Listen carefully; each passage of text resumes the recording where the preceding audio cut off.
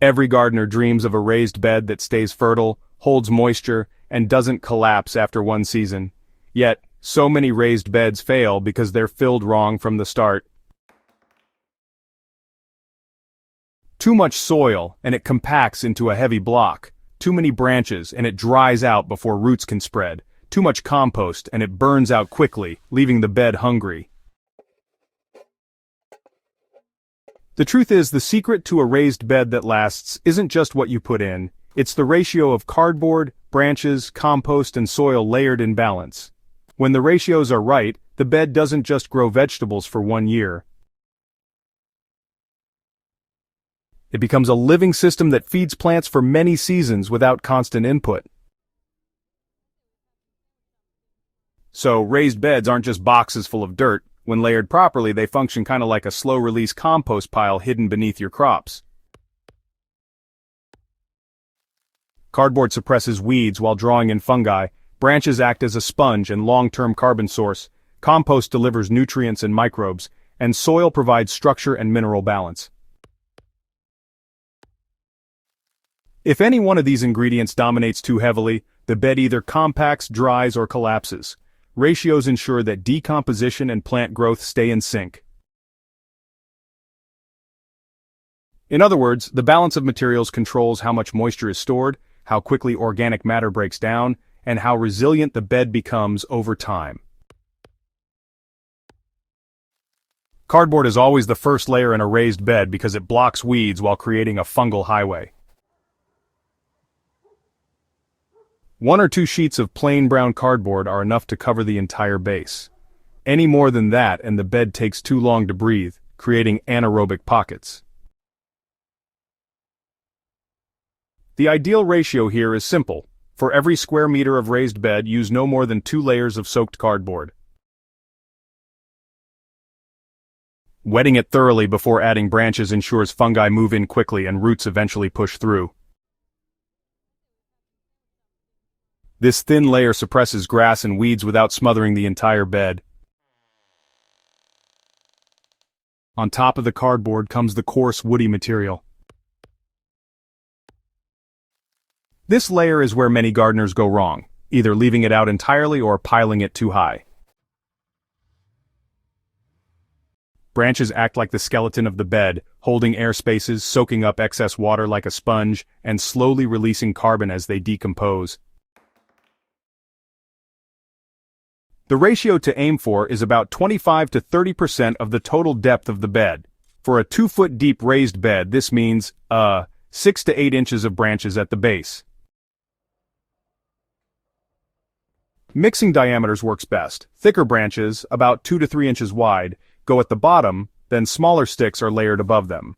The larger pieces provide long-term structure while the smaller twigs fill gaps and, break down faster, bridging the transition to compost. Compost is the most active layer, but it should never, dominate the bed. Too much compost actually leads to overheating, rapid breakdown, and nutrient loss. The goal here is steady fertility, rather than just a short-lived nutrient flush. So, the sweet spot is around 20 to 25% of the bed's total volume.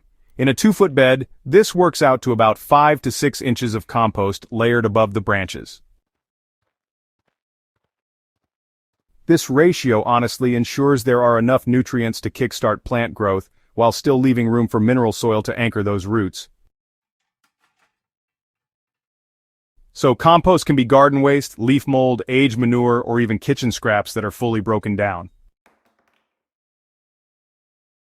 The final and thickest layer should always be soil. Soil gives roots something to grip, balances minerals, and helps stabilize moisture. Without enough soil, plants really struggle to anchor themselves and can topple easily, especially those taller crops.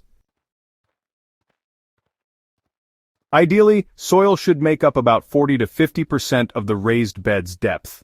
In a 2-foot bed, this means you'll want at least 10 to 12 inches of soil on top. Alright folks, let's talk about the right type of soil. A good topsoil mixed with some sand and silt is absolutely ideal. This combination prevents compaction, while still holding enough structure for those roots to thrive. Now when you're working with a 2-foot raised bed, mixing in a small amount of compost is key, so think about adding about 1 part compost to 4 parts soil in the top layer. This enriches the soil without throwing off the balance, which is super important. Alright, let's break this down into clear steps for a standard 24-inch raised bed. First, you'll want to start with 2 sheets of soaked cardboard at the bottom. Then, add about 6 to 8 inches of mixed branches right on top. Next, you'll want to follow this with about 5 to 6 inches of compost. Just spread it out evenly. And then, finish up with 10 to 12 inches of soil right on top as the final layer. So the resulting ratio you get is roughly 10% cardboard, 30% branches, 20% compost, and about 40% soil.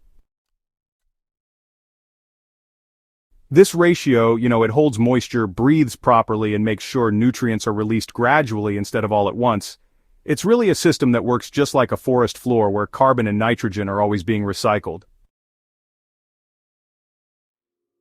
While the base ratio is reliable, small adjustments can be made depending on climate and goals. In very dry regions, it's a good idea to increase the branch layer slightly since more woody material means more water retention. In wetter regions, you'll want to reduce the branches and increase soil depth to avoid waterlogging. If fertility is your main concern, say for heavy-feeding vegetables like corn or squash, increase compost to 25% and slightly reduce the soil layer. For perennial beds like asparagus or berry bushes, it's best to keep compost lower and rely more on branches and soil, since the goal here is long-term stability rather than quick fertility. What makes this layering system so effective is that it sets up a decomposition timeline inside the bed. The cardboard breaks down within months, attracting fungi and opening pathways for roots. The smaller sticks soften within a year, feeding soil organisms. The larger branches take 3 to 5 years to decompose, slowly releasing carbon and maintaining structure. Meanwhile, the compost cycles nutrients every season and the soil stays stable. This creates a self-renewing balance, where each layer supports the next without collapsing or exhausting itself too quickly. Instead of constantly refilling or rebuilding, the bed matures into a long-term growing system. The ideal ratio of cardboard branches, compost, and soil isn't about guesswork, it's about balance. Too much of one ingredient throws the system off, but when each layer is measured and placed correctly, a raised bed becomes more than just a container of dirt. It becomes a living engine of fertility, holding moisture, suppressing weeds, and cycling nutrients season after season.